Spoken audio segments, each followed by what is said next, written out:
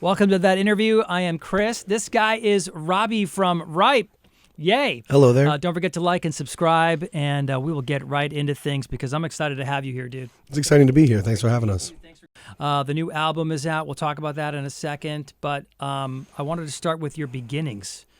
When did Ripe get together? Were you in college at Berkeley? It was right at the beginning of college was the first iteration. It's been sort of a wonderful, chaotic thing for a long time, but It started off as just people that were meeting up at house parties, starting to make tracks together because we were all at music college. And sort of out of that were birthed the first songs that became Ripe songs before the name of the band even existed.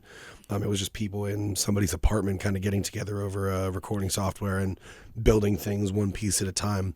And so that's the absolute beginning. And then through the college experience, we kind of found the iteration of the band that's gone the distance. Okay. Mm-hmm. When did it become a serious thing? When was it? Because in the beginning it was probably just fun getting together and making stuff. I mean, serious, probably about 45 minutes. Earlier today, we finally decided that we're going to stick it out and go the distance together forever. No, but I think that it was contingent for a long time because nobody knows what the future holds in music, and everybody was at school in part with the hope that they'd be able to make music a career as well as just a passion. So the end of college, there were some moments where we had to sit down and decide, do we take this seriously? And the answer was, we're going to give it at least 6 months. And then at the end of those 6 months, the next steps were apparent to us. And, it's not the answer that teenagers want to hear when they're starting out, but it has really sort of been this thing that at every turn there's been a reason to keep going. And so it's been allowed to sort of grow at its own pace. Well, that's what's so great about that attitude when you're in college is that you just have this confidence of it's going to work out.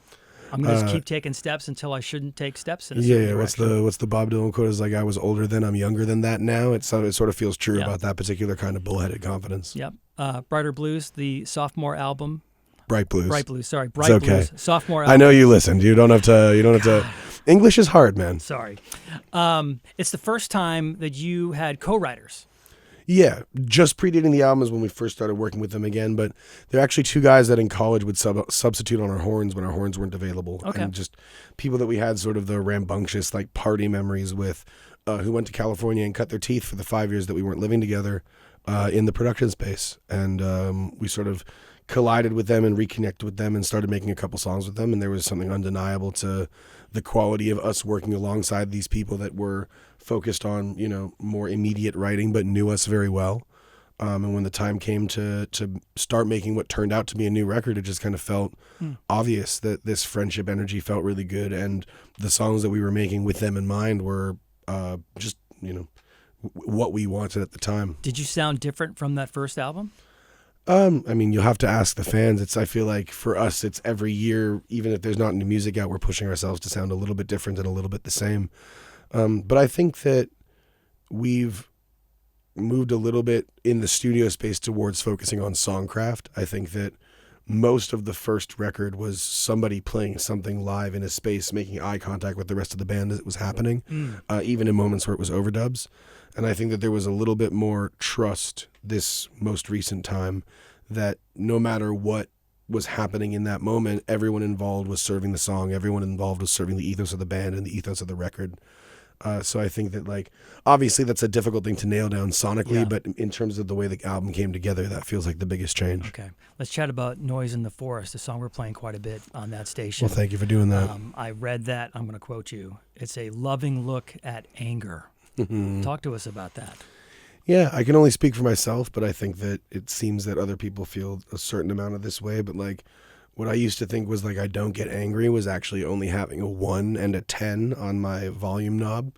And I think that, as the last few years have taught me, and I'm sure other people, it's every emotion has depth and nuance to it. And, coming to terms with what it all means and slowing down in the space to kind of get a view of what's actually going on has been certainly how I've had to survive kind of waves of crazy emotions as they crash. And I think that to me, the goal with our music is always to take whatever is actually real in the room and kind of trace it back to something that feels kind of cathartic. And it's fun to have a song that starts off in a place of anger. And by the end of it, feels like it's no longer in this angry place. It's in this explosive and joyous space. Yeah, it's definitely a joyful record for sure. Yeah. You've done a lot of festivals. You've done Bonnaroo, you've done ACL Fest, you've done Firefly. Festival question that I've always wondered about. you get up on that stage, and that audience that's in front of you may or may not be your tribe. Is there a certain amount of fear in that when you get up? Or is your goal to go out and try to win these people over? Or does the music do that for you, I guess? I mean, there's a certain amount of nerves every time I take the stage, every time we take the stage. I think that like is sort of a reminder for us that this still means the world to us. Yeah. So yes, definitely a little bit of that. I think these days it feels like the furthest we can hope for in a festival setting is to be understood. I think that like if the music is connecting, people will think about it when they leave. People will look it up afterwards, and like even more like than just specifically people yelling really loudly between songs. It's just like the show comes to do something specific. It's not quite the same as anybody else playing the festival, and we have in some cases 30 minutes to prove what we usually prove over listening to our records, buying a ticket, 90 minutes at a show.